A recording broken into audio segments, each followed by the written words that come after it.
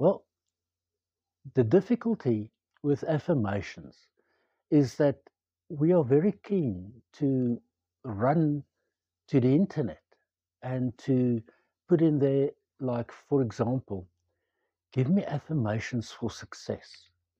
And you go, okay, here it is, I'm going to be successful. Maybe, but maybe not. Here's the thing. What does success mean for you? Success is not specific. One man's success is not another's. You live a specific life. You have specific goals. Those goals need to be addressed with specific affirmations, not generalist ones.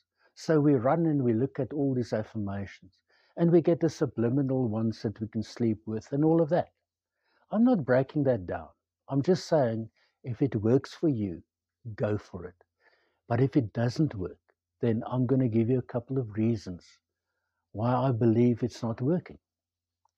And the first is that we keep on peeling that stuff off, because the second one is that those affirmations are so general and it may generally change stuff.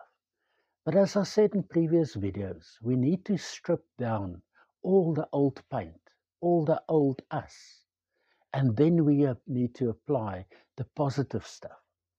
If we don't strip everything down, it's just going to peel off again.